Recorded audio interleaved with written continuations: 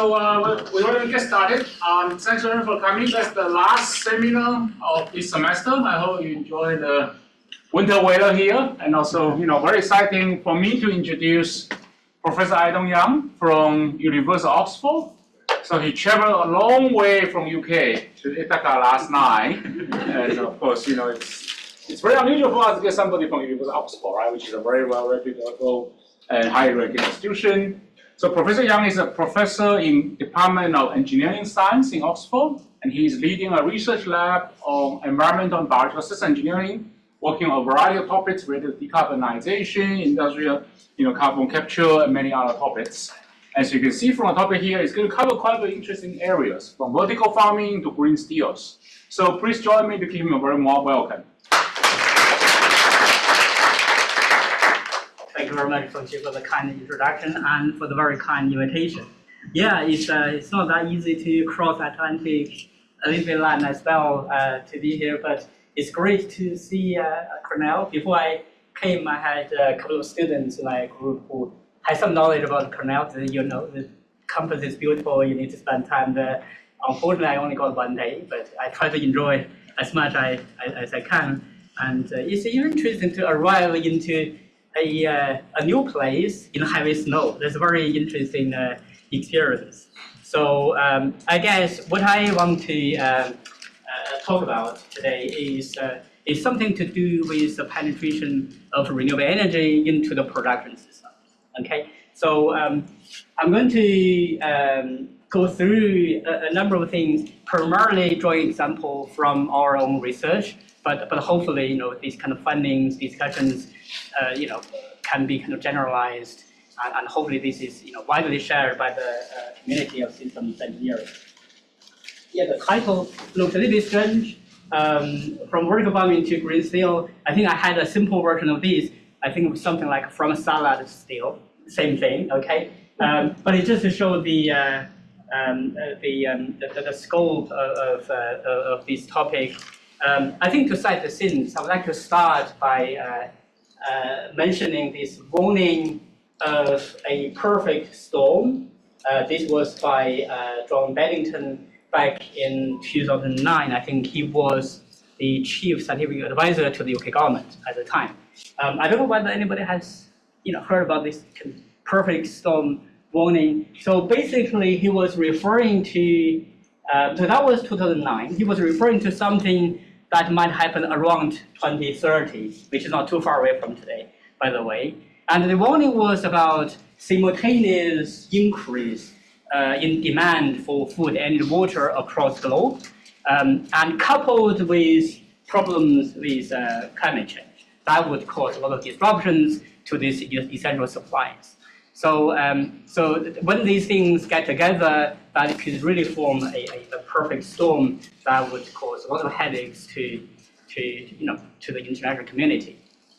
I guess it's worth to mention that when we talk about food and water, it's important to realize the challenges from these three sectors are not really standalone, so they are intercoupled. So in fact, this interdependency between these three sectors has been coined by a term called food and water nexus, so which has received a lot of research interest. I think Professor Yu's group has made a lot of contribution to this area. It's something I'm going to touch upon briefly later on in the talk. And another thing to say is that at the center of this perfect storm is climate change. I guess for this audience, we don't have to spend a lot of time talking about the importance, the urgency, and a lot of efforts have been taken in different sectors, but this talk is going to particularly focus on the industrial sector. Okay, so this takes us to, for some reason, the title is not.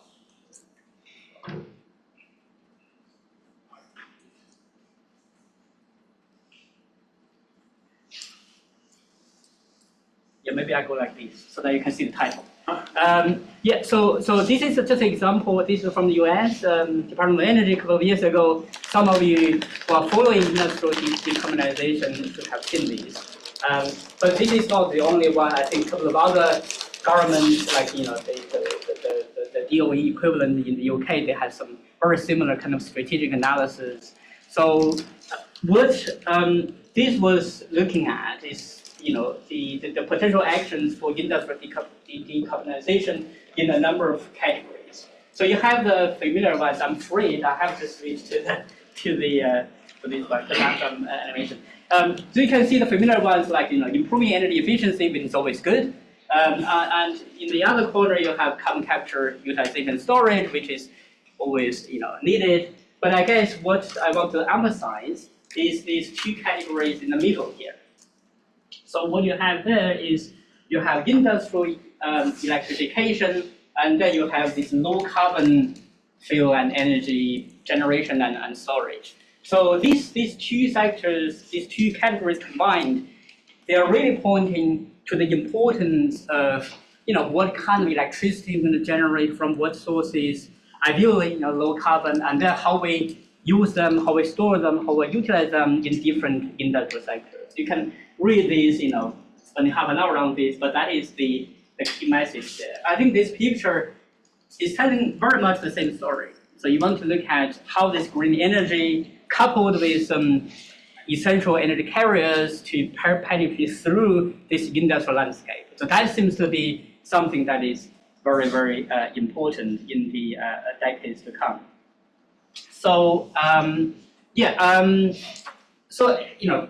it's almost true that everybody is quite convinced by the importance of renewable energy, and this is certainly true for the industrial sector as well. But having greater penetration of renewable energy in industrial sectors, maybe also in some other sectors, is not without challenges. So we have got a few mentioned here. I guess the first one to mention is something to do with energy density.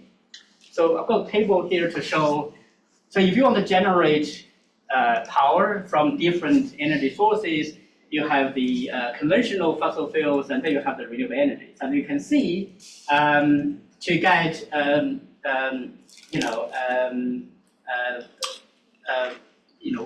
watt of electricity output, what is the area required? Or let's say when you have got 1 square meter of kind of space, how much energy you can generate. And you can see the renewable energies are really much less dense than the fossil fuel ones. I think that points to basically a challenge in land requirement. Because when the energy density is low, if you want to get the same amount of energy output, that implies you need to have a lot of land available somewhere. Okay, so that is the first challenge.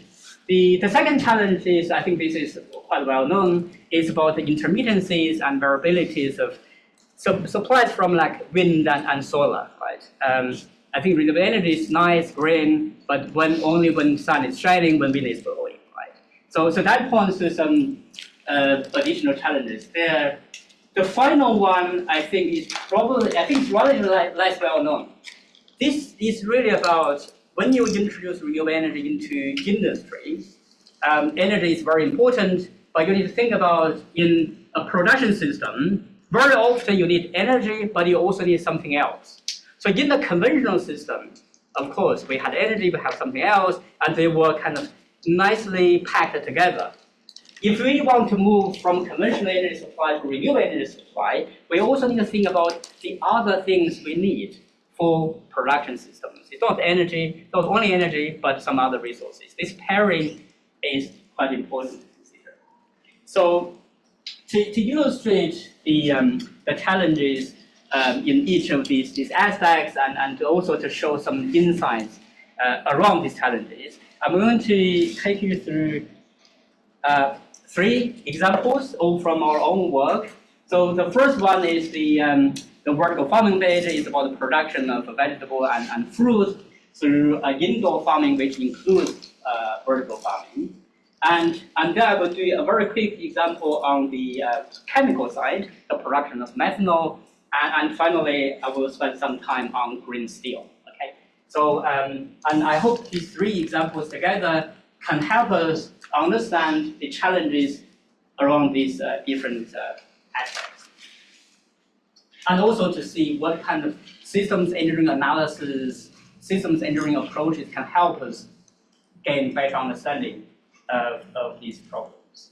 So if I start by the indoor farming one, so the key point here is really linking to the first challenge, the energy density issue, the land requirement issue. Okay, so something we call for the energy land nexus of renewable energy powered indoor farming. Indoor farming, particularly vertical farming, has become quite trendy in business and also in academic research in recent years. But when we started looking into this area a couple of years ago, we were mainly concerned with really the title is here again. Looking at the disruptions to the food supply chain, it's really a kind of a resilience issue. And some of the pictures would remind us, during COVID-19, there's a lot of disruptions to food supply. I'm sure you have seen pictures like this.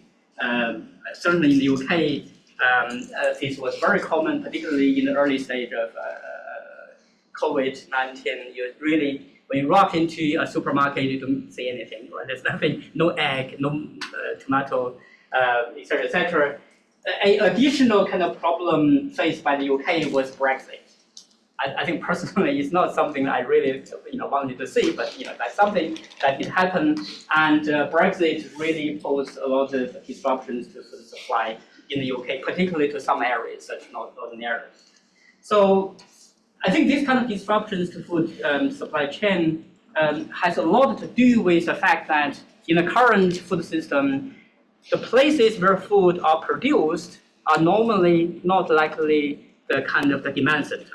Okay, so it's kind of some kind of decoupling between the supply and demand. So how we can improve the system? Well, very intuitive thinking is that, okay, let's try to bring production close to point of consumption, right? But the thing is, with food production, that is not something you can freely change in terms of where things should happen. Because in agriculture, in order to grow certain crops, you need a certain level of temperature and maybe some other kind of conditions. And those conditions might not be available everywhere, okay? So that's why certain things tend to be produced in certain locations.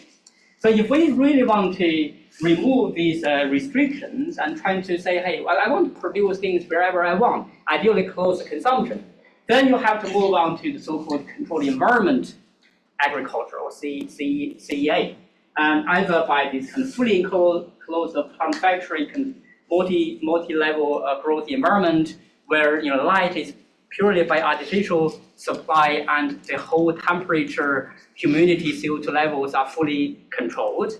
Or you can do something like a greenhouse where the environment is partially kind of enclosed. You have some degree of interaction between nature and the system, but again, you have the conditions controlled as well. So you can do this so that you have a hope to move the production close to consumption. But as you can see, the trouble there is that compared to open field farming, this CEA will require a lot of energy because you can't rely on what nature gives you to grow things. Right? You have to supply light, you have to control temperature, either by heating or cooling. So a lot of energy will be consumed. So in this area, the first question is really have a proper understanding of the energy demand by different forms of growing techniques, either vertical farming or this greenhouse, and with a comparison to open farming system. So that is the energy consumption side. And as I mentioned earlier, so we hope to use this example to look at the land requirement. Because I think land requirement is an interesting one. In the farming, the vertical farming community or this business, and sometimes people make a claim that, because we can grow things in multiple layers in a well-controlled environment, the yield per unit area can be much larger, so you save a lot of land. So land savings tend to be one of the key arguments for controlled environment farming. But of course, that is not wrong, okay? That's not untrue. But when you look at energy, particularly when you want to get energy from renewable sources, because you still want to look after decarbonization, then you have to think about not only the land area needed for growing food, but also the land area required to supply the renewable energy. Now, if you combine these two, it's questionable whether vertical farming or controlled environment farming can really save land. Okay, so but we wanted to find out, if you combine the energy supply and the growing and see what is total land requirement, we want to make a comparison between this controlled environment farming and open field. And then finally, I think this is something very important, because you may have a growing technique, it may tell you in general this would consume this amount of a certain amount of land, but whether that is an issue or not, it may depend on the local circumstance. For areas where they have plenty of land, it might not be a problem, okay? But for some areas where land availability is rather limited, then it can be. So the third thing that we want to look at is place this into different locations in the world and to see where things look feasible, where things look infeasible. Okay. So how did we try to answer these questions? Well, we are systems engineers, so we build mathematical models of these different growing systems. So we don't have time to look into this, but it's really about mass energy balance. And we wanted to find out what is the minimum energy requirement when they are each optimized. Because when you compare things, you want to compare them at their best. Otherwise, it's going to be unfair, right? So we needed to, before we do the comparison, we need to optimize each of them. And the objective function is to minimize the energy consumed for producing, I say, 1 kilogram of the crop. And the optimization results, again, we don't have to look into this in detail, but it really shows, over a 24-hour a day, on an hour level, how the temperature and lighting should be controlled, how the moisture content should be controlled, so that overall, we minimize the specific energy consumption. So that was the first step. And then, remember, we wanted to look at land use problem. So there we want to compare open field farming with greenhouse and vertical farming or farm factory. So for open fields, we can work out the land requirement by just looking at yields, reporting literature.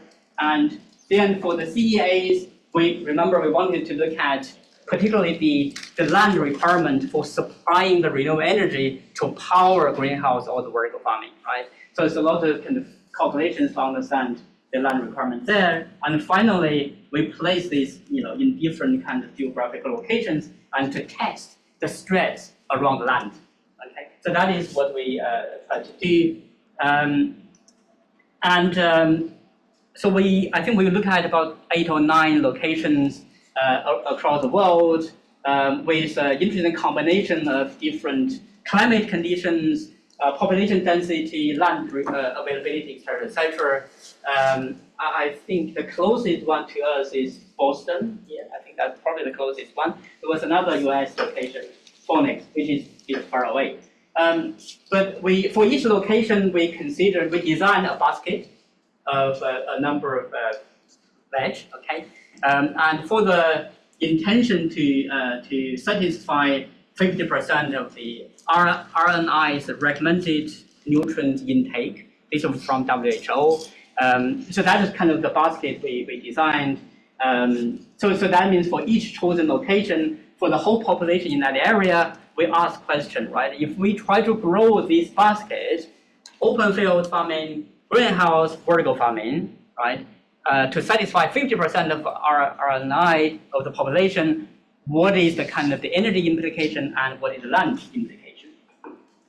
So on energy side, if I just take you through very quickly, I don't think this is really surprising. We got slightly different results across different locations, but generally speaking, plant factory, the change between different locations is very small because they are always kind of fully enclosed. So they are still affected by the environment, but not to a great extent. And they are way greater than a greenhouse energy consumption. And for greenhouse, really the energy consumption does vary between different locations. Some areas would consume more energy than the others. And we also did a little bit of calculation to say, okay, so if we compare this energy consumption against the total energy consumption of today in the area of our interest, what is the fraction of energy that will be required to provide our basket? Okay, so it turns out that this is really significant. For some regions, for greenhouse, you need a few percent of the total energy demand going into this sector. For a plant factory, for some areas, it can go, as high as 50%. So that means if you do it today, and nobody was going to give you 50% of energy consumption all into your basket for just growing nicely your lettuce or carrot next to your house. So the energy consumption can be really huge. Now getting back to the land question, right? Will the indoor farming save land when you consider the land requirement for energy as well? Well, the answer is, I think for each location we have 3 bars. The left bar is for open farming, the middle one is greenhouse, and this one is for plant factory. And for some regions like Iceland, very cold, you can't really grow much outdoor. It looks like indoor farming really save land, right? These trees are much shorter now. But you do have locations where this is not true. If you take into account land requirement for energy, in fact, the indoor farming will consume more land. So, for example, if you take, Santiago in Chile, for example, and then you have some regions somewhere in between, right? So the answer is there's no guarantee that you will save land if you consider energy consumption. And so this is a little bit complicated set of results, but it tries to show, try to score the different locations. And so if I take you through very briefly, so this x-axis shows how favorable in terms of introducing indoor farming for the purpose of saving farming land. So greater the number, that means you can save a lot, save more farming land. If that might be a policy goal, right? You try to not occupy too much of the farming land. So this is about potential for saving farming land. And this one is about if you do this kind of indoor farming in that region, whether you have got enough land for renewable energy to power this new sector. And the higher in this chart, that means you have plenty of energy available. Okay. When the value is 1, that means you need to use 100% of the renewable energy land only to produce your vegetable basket. And if you got the area where this ratio is lower than 1, that means sorry, you haven't got enough land. Even if you are willing to use all the land just to grow your carrot and lettuce, sorry, you haven't got enough land. And on this diagram, actually, you can see, unfortunately, there are, I think in this analysis, we can see Tokyo, for example. I think Tokyo, this is for the plant factory, and then these 2 are for, I think this is plant factory, and this is a greenhouse for Singapore. That means if you really want to get 50% of RNI for the whole population in that area, if you want to power this with the homegrown renewable energy, sorry, you haven't got enough land. Okay. The really favorable location, I think we have seen just one favorable location. This is UAE, right? Which kind of sensible, right? Because they don't have much farming land. So that means when you introduce indoor farming, that can really help. And on the other hand, they have plenty of land for renewable energy. So that's why they scored really very high. Unfortunately, not many favorable locations like this. So just wrap up the first example. I think, yes, we can see comparisons between different growing methods, and the land is quite an important issue when you try to evaluate these kind of systems. But I guess if we take one step back, this also tells us sometimes there can be a little bit of tension between the desire for resilience, which you try to shorten the supply chain, right, to improve resilience. You may see some tension between that and the capacity for sustainability. In this case, it's about the capacity of having enough renewable energy to grow sustainable to power sustainable food production. So you can see a little bit tension between resilience and sustainability. It's something that we need to keep in mind. And just to say that the work was done by dear colleagues, collaborators. So that's my first question, first example. I'm going to take you through very quickly the next two examples. The second one here is chemical production. So this is about methanol. The point I'm trying to make here is the second challenge, is the variability intermittency issue. Okay, and this issue is quite important, particularly for industrial process and for chemical process in particular, because, well, on the one hand, we have this variable supply of wind and solar. On the other hand, the traditional wisdom for large-scale chemical production is that you run it at steady state, right? You can't really vary the load of different units. So then you have a tension here. So you have a variability of the energy supply, and here you have this stable operation. And how you can bridge these gaps?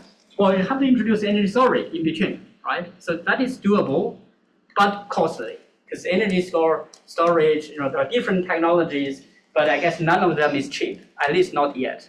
Okay, so but how can we do something so that we can try to reduce this burden of energy storage? Well, I guess you can.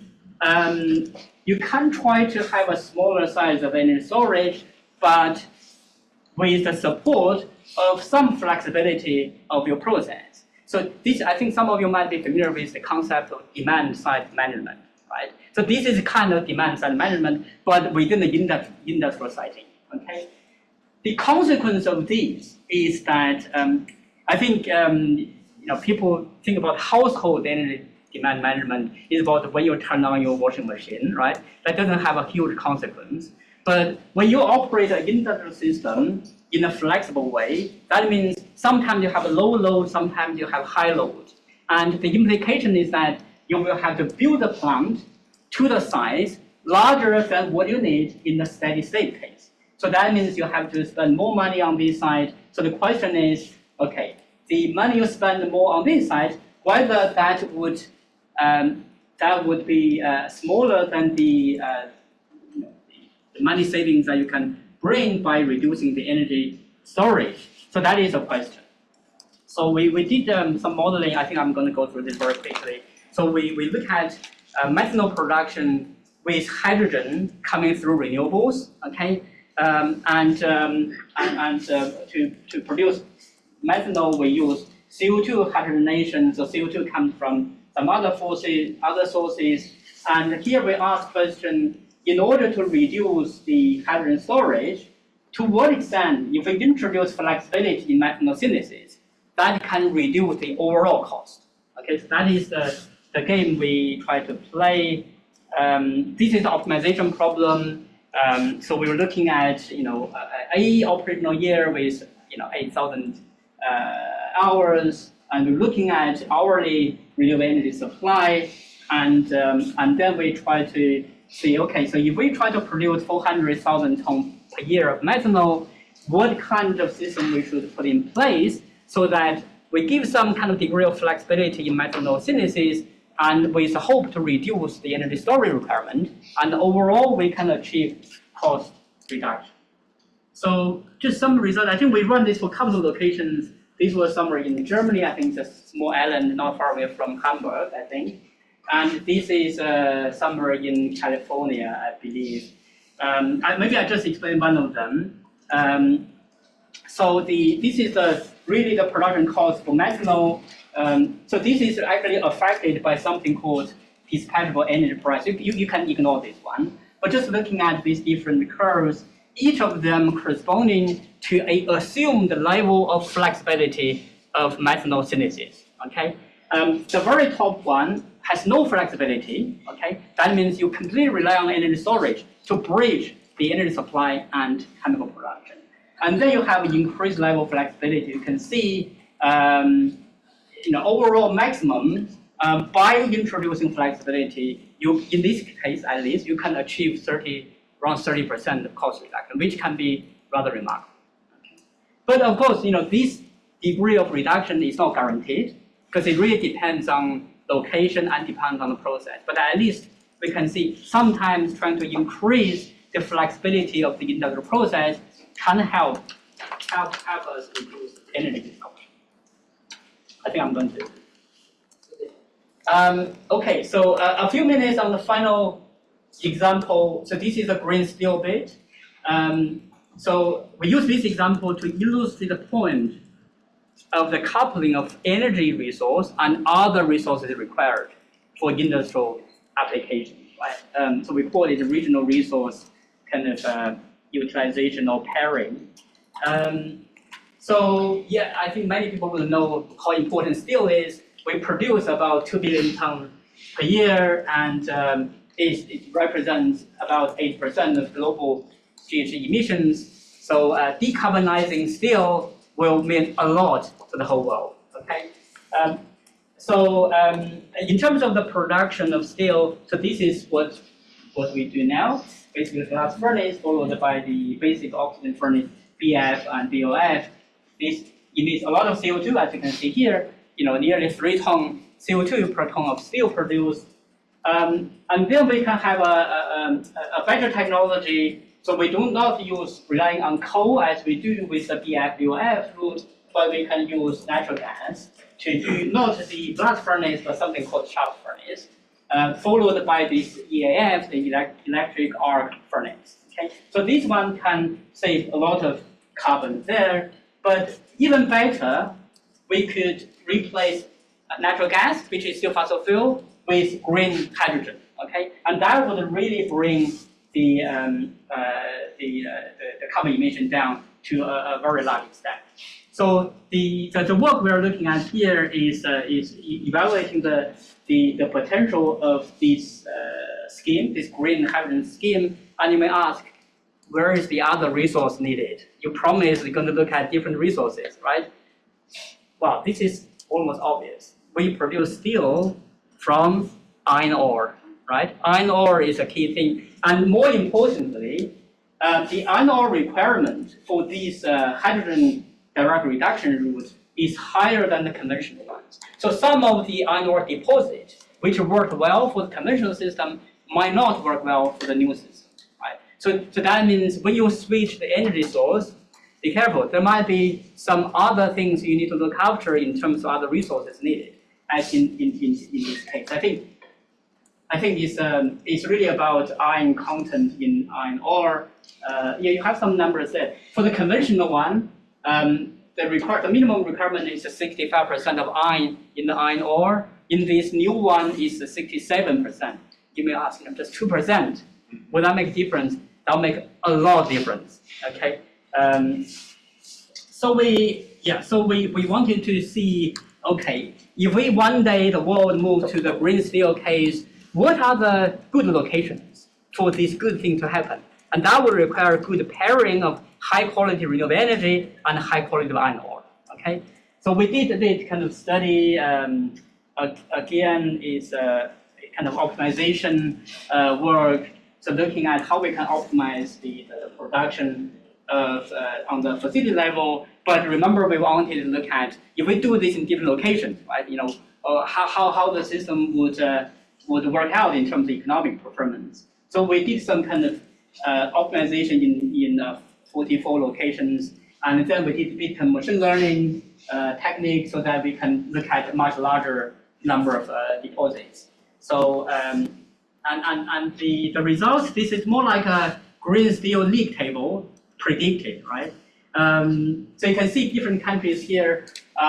This is a little bit chaotic because we have 3 timelines: 2030, 2040, 2050, assuming some degree of technology advances. Okay, but in general, you can see, you have very favorable locations like Iran, South Africa. I don't know whether any of these surprise you, but that is what the model says.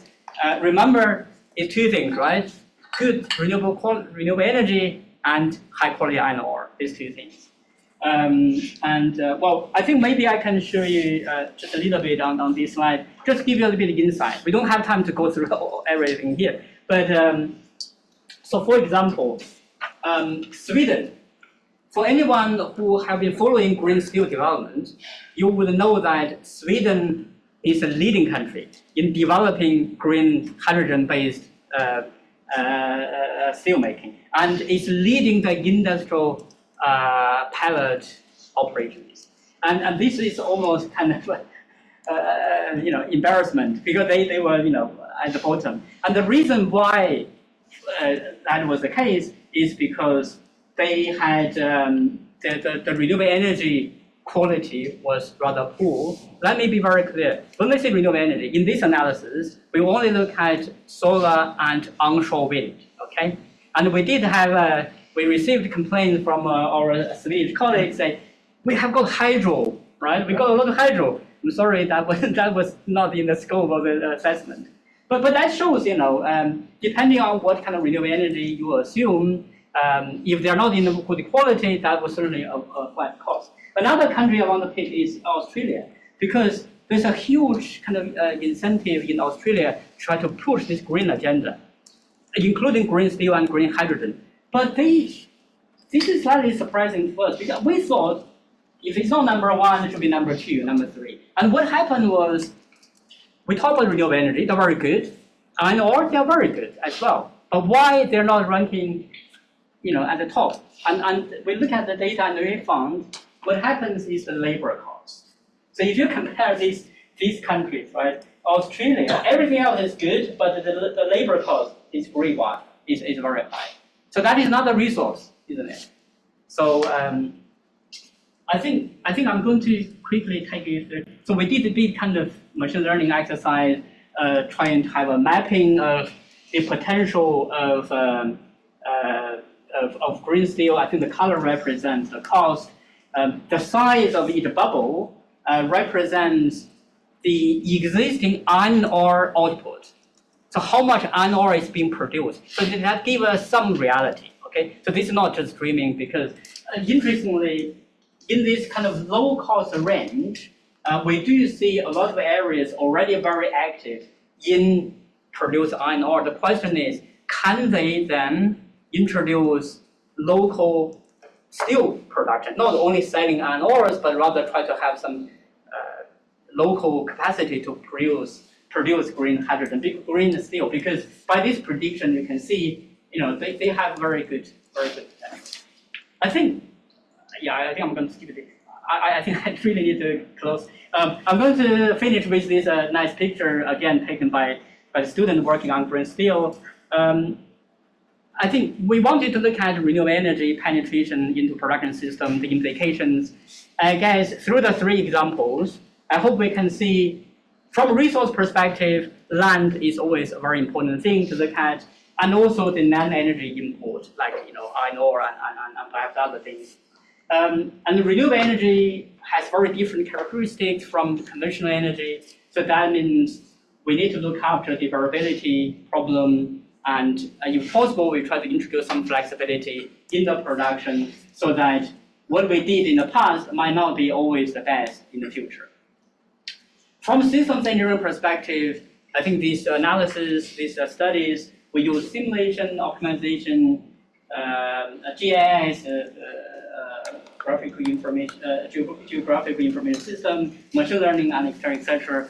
And we found these tools, the combination of these tools was really important for us to gain some insight around some of these challenges. So I think we covered a number of things in this very quick lecture, but I hope you can see the continuous penetration of renewable energy into industrial system will not only change the geographical location of where things happen, but it can also change supply chain. It has got implication on workforce, etc. So in a way, we feel that the continuation in this area very likely would lead to what we call the reshaping of industrial geography. Okay, and we think this can generate a lot of interesting problems for our systems engineering community to work on. Thank you very much.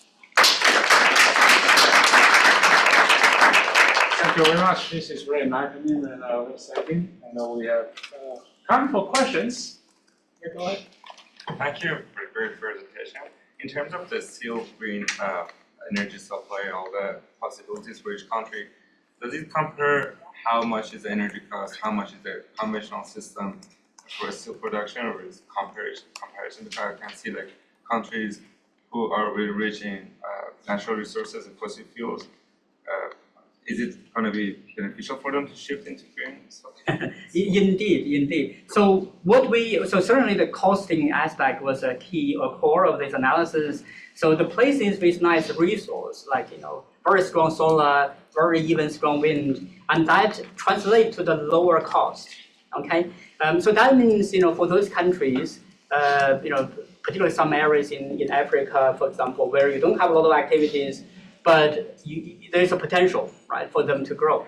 But we had a little bit more details in the paper they published. One key challenge is the capital investment at the beginning. So you may have a relatively low levelized cost over 20, 30 years, but some people will have to put money down from year zero. So who is going to put money down? There's a great perspective, but someone has to be willing to do the initial investment. I think that is not a pure kind of techno-economic analysis issue, it's rather policy, strategic thinking issue. For sure, that requires another financial analysis. Indeed.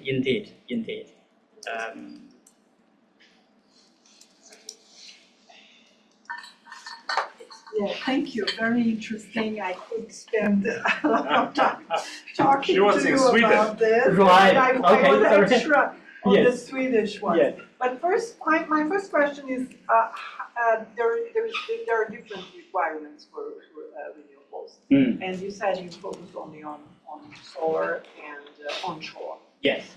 But for some countries, offshore is the most attractive. So Indeed. can you tell me how you actually calculate that land availability? Yeah. So the land availability calculation was strictly limited to solar and onshore wind.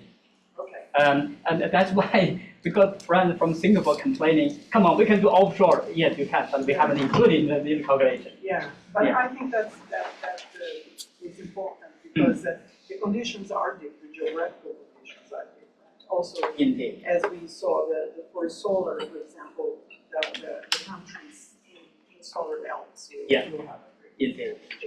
I also have another comment on the methane. The methanol.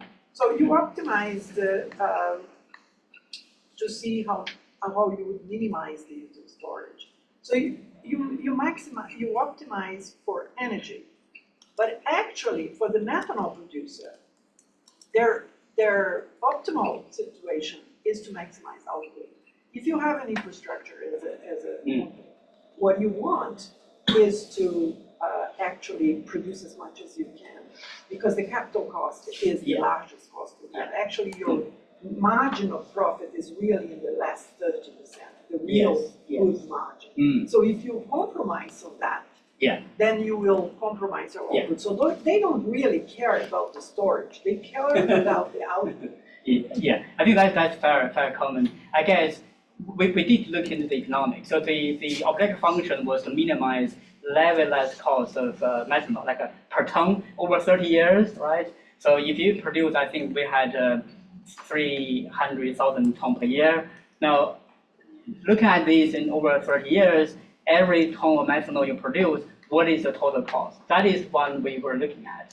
But having said that, that doesn't 100% correspond to the things that concern your risk, because there might be another way to look at economics. We were looking at economics, but some people may say, okay, I have got this capital investment, I just want to maximize output, right? So that is another slightly different way of looking at the economics. I agree. So yeah. So and that brings me to the steel, because we did I did some studies on steel in the past, and also in the data we found out, we actually published a paper on methodology, the way the output of the data is done in the European context and by IEA, because at the end of the day, then they still produce the energy producer, which is not their core. Again, in line with this idea of what is the core business that they care about. Yeah.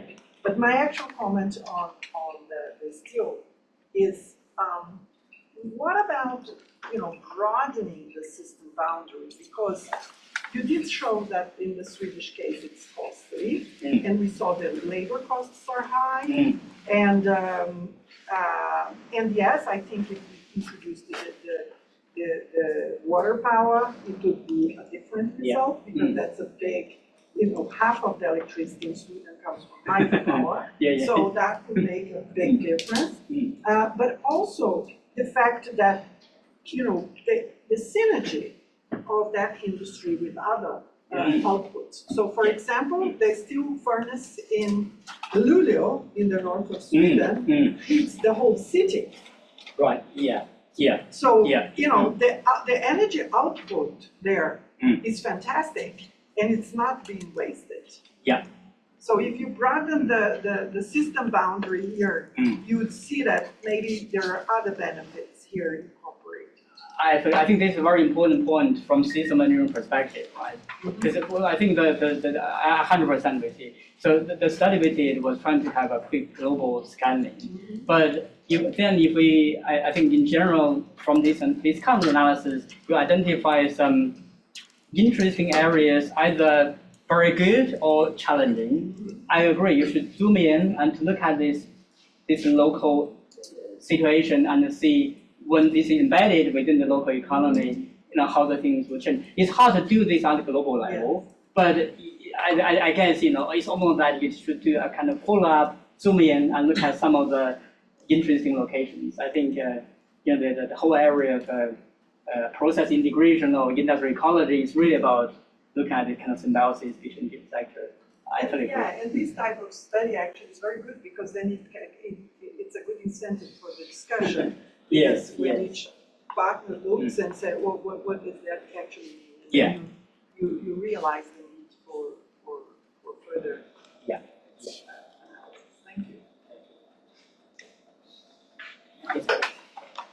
I was wondering, a little similar to your point about the methanol production economics, but are the chemical companies the ones who would be responsible for purchasing any energy storage capacity required? Or since that would be someone else, they don't really care about savings in energy storage? Yeah, I think that's a good point. It's something that we didn't have time to elaborate. So you have two situations. One is, okay, I want to do this kind of new way of producing methanol from hydrogen CO2, but for hydrogen we do electrolysis, electricity coming from grid. In that case, we don't have storage, right? Grid is out there 24/7, okay? So in that case, as an industry, I don't worry. But what I worry is the industrial tariff, how much money I pay for using electricity from grid. So not directly on any storage. Now, the second scenario is what we call islanded system. So as a company, you either build a wind farm or solar farm yourself, or maybe through some kind of partnership, right? In that case, you are not drawing electricity from grid, but rather have a separate kind of facility. In that case, either you or the partner will have to think about storage, because there's a cap. Thank you. Last question. Yeah. So there was a comparative assessment between the plant factory and greenhouses. So may I know which kind of greenhouse was considered for that, and what was the system? Yeah. So in fact, I think we had two different kind of greenhouses. I think the one, I'm not entirely sure the one I showed is which one. I think the difference is one has a greater ventilation, right? So that you less rely on this air handling unit, but on the other hand, you don't have a stronger control over what goes through the greenhouse. The other one is really between that greenhouse and plant factory, which has got a tighter control, but yet not fully enclosed. So I think if you go back to the publication, you should see the three different kind of growing systems: two greenhouses, one plant factory. So they do have some subtle difference. All right, well, I think it's a good time to conclude. Let's thank Professor Yang again for the visitor for wonderful talk.